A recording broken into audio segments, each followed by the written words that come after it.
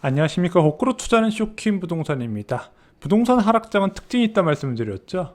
모든 아파트 단지가 동시에 하락하는 것이 아닌 급한 매도자가 많은 단지들이 하락을 주도한다 말씀드렸습니다. 지금 그것이 일어나고 있는 곳이 송파구입니다. 영상 전에 구독으로 인생 바꾸시기 바랍니다.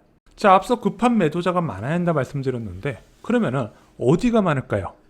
몰라요. 아무도 몰라요. 그런데 상식선에서 생각을 해보면요, 아무래도 대단지일 경우에는 매도자가 더 많은 확률이 있겠죠. 그리고 입주 물량이 많은 지역도 급한 매도자가 많을 가능성이 있다는 것은 누구나 알고 있는 부분입니다. 그래서 송파구가 그 중심에 있는 거예요. 먼저 대단지 아파트가 많고요, 개포나 북일의 가밀, 성남 입주 물량에 영향을 받는 곳입니다. 그래서 송파구를 주변으로 해서 입주 물량이 내년부터 크게 늘어난 곳이에요. 그러면은 현재 상황이 어떤지 한번 살펴보겠습니다.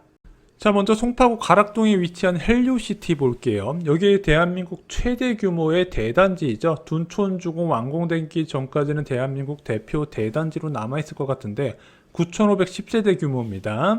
자, 이 9,510세대 워낙 규모가 크다 보니까 천상 매물이 많을 수밖에 없어요. 그래서 지금 중복 제외하고도 네이버 매물 등록 건수가 455건이나 등록되어 있습니다. 야, 근데 이런 대단지는 수요도 그만큼 많지 않나요? 야, 헬리오시티 가고 싶어하는 사람이 얼마나 많은데 당연히 살려는 사람도 많겠지. 문제는 지금 거래가 없잖아요. 이 거래 없는 게 중소단지만 없는 게 아니라 대단지까지 똑같이 없는 상황이라는 거죠. 그런데 거래는 똑같이 없는데 매물은 대단지가 더 많다 보니까 하락폭도 다르게 나타난다는 겁니다.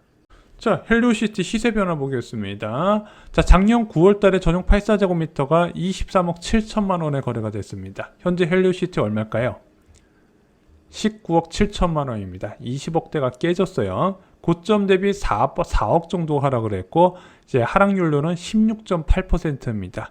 매수한 지 1년도 안 됐는데 4억이 떨어졌어요. 이거 매수한 사람 입장에서 얼마나 답답하겠습니까? 왜냐면은 이것을 대부분 거의 90% 가까이가 갭 투자로 작년에 많이 샀거든요. 그럼 갭 투자했을 때 자금 얼마나 들어갔다? 한 10억 정도, 11억 정도 들어갔는데 그중 40% 가까이 1년도 안 돼서 날아가 버렸다는 거죠. 갭 투자가 이래서 무서운 거예요. 자, 두 번째 잠실 트리즘 아파트 살펴보겠습니다. 여기 3,696세대의 잠실 세내역 인근의 울트라 매머드급 대단지죠. 자, 이 아파트는요, 지금 매물 등록 건수가 중복 매물 제외하면 116건 정도밖에 되지 않습니다. 야, 아파트 세대수가 3,700세대 가까이 되는데 매물이 116건밖에 안 된다고? 이 아파트는요, 지금 토지거래 허가구로 지정돼 있어요. 그래서 매수자가 실거주 목적 2년 이상 채울 자격이 되면은 지자체장 허가를 통해서 거래가 승인되는 지역입니다. 그러면은 이게 뭐가 문제가 있냐면은 매수자도 제한하지만 매도자도 제한하는 거예요. 새낀 상태에서 매도가 안 되고 세입자가 나갈 수 있는 조건에서만 매도가 가능하다 보니까 매물이 줄어들었다는 부분이죠. 자, 그러면 이렇게 매물이 줄어들다 보니까 그동안 오히려 가격이 더 오른 현상이 나타나는데 지금 트리지움도 변화가 나타났습니다. 자, 작년에 이 아파트 작년 9월 달에 24억 5천에 실거래가 등록됐습니다. 현재 얼마다?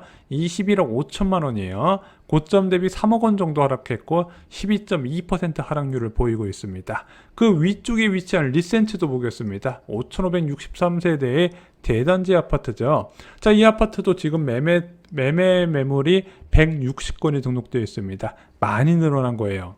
자, 리센트 같은 경우는요, 작년 10월 18일 날 26억 2천만 원까지 22층 매물을 누가 실거래를 했습니다. 와, 이거 대출도 안 되고 갭 투자도 안 되는데 이땐 사람들이 진짜 돈이 많았던 시기죠. 자, 그런데 지금 이 아파트 시세가 23억의 최저가가 형성되어 있습니다. 고점 대비 3억 2천만 원 하락했고 12.2% 하락을 한 겁니다.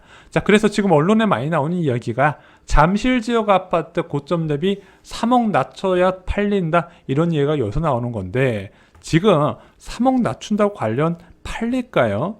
자, 왜냐면은 단기적으로 하락 가능성이 높은 곳을 전망할 때는 어떻게 보냐면 일단 전셋값이 하락하는 지역은 단기적으로 추가 하락 가능성이 있겠구나 볼 수 있고요. 또 하나가 금매 매물이 많은 지역은 하락 가능성이 높다고 봐요. 근데 아까 그 리센츠 같은 경우는요, 23억 매물이 3, 4개 정도 깔려 있다는 부분이에요. 대부분 아파트 단지 초급매 나오면 그 매물이 하나예요. 하나 또는 2개란 말이죠. 근데 지금 송파구 지역 대단지 보면은요, 금매 가격에 누적이 되어 있다는 부분이죠. 이러면은 금매들끼리 가격 경쟁으로 수요자가 없으면 추가 하락 가능성이 높다는 부분입니다. 현재 3억도 많이 떨어졌지만 추가 하락 가능성이 크다는 거예요. 야, 신축만 떨어지고 구축은 안 떨어지지 않을까? 구축은 지금 재건축 기대감이 높잖아. 그 대표적으로 기대감 높은 지역 중 하나가 바로 올림픽 패밀리타운이거든요. 4,494세대의 대단지 아파트입니다. 이 아파트 357개의 매매 매물이 지금 등록된 상황이네요. 자, 고점 대비 변화 보겠습니다. 이 아파트 작년 9월 달의 고점이에요. 송파구 지역 대부분 9월에서 10월 정도의 고점이 형성된 것으로 보여집니다. 이게 금리 인상 직전에 이제 계약을 하고 이제 가계약금을 입금하고 본계약을 한 달 정도 뒤에 계약하다 보니까 9월, 10월 달에 실거래 등록된 게 많은 것 같습니다. 금리 인상하고 나서 분위기가 많이 바뀌었거든요. 자, 작년 9월에 21억에 누가 7층을 매수를 했습니다. 현재 이 아파트 얼마일까요? 17억 5천만 원입니다. 13층 매물이 17억 5천만 원이에요. 고점 대비 3억 5천만 원 하락했고요. 최고 실거래가 대비 16.6% 하락률을 보이고 있습니다. 자, 그 옆에 강동구 지역도 조정을 피해갈 수는 없겠죠. 송파구 지역이 조정되면 강동구 지역도 자연스럽게 조정을 거칠 수밖에 없습니다. 상일동역에 위치한 고덕 아르테온 볼게요. 여기도 4,000세대 규모의 대단지 매매 매물 건수는 198건입니다. 시세 변화가 어떻게 났는지 한번 보겠습니다. 고덕 아르테온 전용 84제곱미터 작년 4월 달에 19억 8천, 올해 4월이에요. 여기 좀 늦게까지 실거래가 떴네요. 중개거래입니다. 11층을 누가 19억 8천에 매수를 했습니다. 그런데 현재 이 아파트 16억 5천만 원이에요. 고점 대비 3억 3천만 원 하락했죠. 지금 매수한 지 5개월도 안 돼. 5개월이 뭐예요? 4개월도 안 됐는데 3억 3천만 원, 16.6%가 하락을 했다는 겁니다. 물론 이렇게 말씀하실 수 있습니다. 야, 지금 네가 말한 단지들 다 10억 초과하는 대단지 초고가 아파트잖아. 여기 대출 한 푼도 안 되는 거 알지? 대출 규제 때문에 떨어지는 거야. 이 10억 초과 대출 안 됐기 때문에 수요자가 제한돼서 떨어지는 것을 확대 해석하는 거 아니냐? 이렇게 반론하실 수도 있어요. 그러면은 대출 가능한 아파트도 보자고요. 아까 고덕 아르테온 이 아파트 전용 59제곱미터는 15억을 초과한 적이 한 번도 없었거든요. KB 시세도 15억 아래로 대출이 가능합니다. 자, 이 아파트 작년 8월에 전용 59제곱미터가 14억 6,500만 원의 최고 실거래가를 찍습니다. 현재 이 아파트 얼마일까요? 12억 3천만 원의 급매물이 나와 있습니다. 고점 대비 2억 3,500만 원 하락했고요. 16% 하락했습니다. 대출 가능 여부와 상관없이 전체가 다 빠지고 있는 상황이라는 거예요. 그래서 요즘 이렇게 말씀하시는 분들 계시잖아요. 야, 우리 단지, 우리 동네는 하나도 안 떨어졌어. 그런데 제가 이걸 해석을 다르게 한다 말씀드렸죠. 그것은 그 동네가 아파트나 그 동네가 급매가 없는 거다. 자, 거래가 없는 상태에서 가격이 안 떨어지는 것은 아무런 의미가 없다는 거죠. 이런 랜드마크 단지가 하락한다면 중소규모 단지나 더 외곽 쪽은 하락폭이 커야 되는데 그냥 급한 매물이 없으니까 그 가격에 안 팔려고 한다는 부분이 있죠. 그래서 하락장에서는요, 이런 랜드마크 중심, 대단지 중심에서 하락을 주도하는 경향이 있고, 만약에 중소규모 단지에서 팔려 그러면요, 그냥 매수자가 부르는 게 값이에요. 그래서 하락장에서는요, 통계를 잘 해석해야 된다는 거죠. 지금 상반기에 서울 아파트값 상승률이 제로로 나오지만 실제 작년 2020년 하반기 가격까지 떨어진 단지들이 많이 있다는 부분입니다. 하락장에서 단순히 통계 보고 가격 하락하지 않는다 이렇게 믿으면 안 되는 이유예요. 자, 이제 중요한 거 앞으로 어떻게 될까요?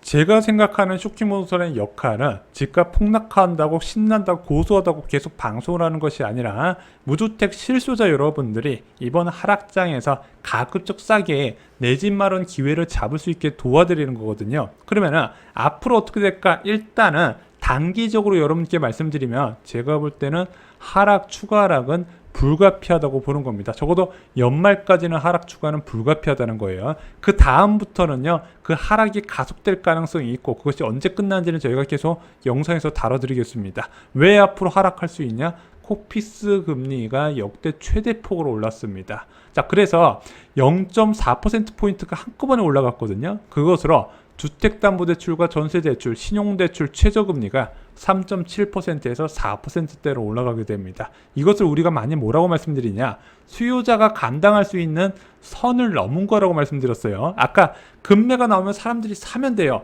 그 금매가 하격 추가 하락을 시키는 것을 막아주는 수요자가 나타나야 되는데 그것을 그 수요자가 오는 것을 막는 임계점을 넘었다는 겁니다. 그래서 매매 전세 수요 추가 감소가 이어질 거라는 거죠. 매매뿐만 아니라 전세 가격까지 떨어진다는 의미입니다. 전세 대출 금리가 4% 넘으면요. 어지간한 강 큰 사람 아니면 많은 대출 끌어서 고가 전세 못 들어가요. 그럼 입주할 때 더 크게 타격을 받는다는 겁니다. 그리고 이렇게 전세 가격이 떨어지잖아요. 투자자들도 접근을 못한다는 부분 여러 차례 강조를 드렸습니다. 앞으로 부동산 시장 일단은 연말까지는 쳐다도 보지 마시고요. 1분기 때 하락폭을 보면서 어떤 방향을 잡을지 슈킹부동산에서 자세히 정리를 드리겠습니다. 분양시장에요. 너무 좋은 기회가 오고 있습니다. 대폭락에서도 살아남을 수 있을 정도로 분양가가 저렴한 아파트 단지들이 쏟아져요. 이와 관련된 공급 정보와 당첨 꿀팁 슈킹부동산 청약 갑부에 저희가 총정리해 두었습니다. 청약으로 인생 달라질 수 있는 건 여전히 유효하고요. 그 비법 저희 책에서 받아가시기 바랍니다. 이상으로 영상 마치겠습니다. 좋아요, 구독, 공유 꼭 부탁드립니다. 감사합니다.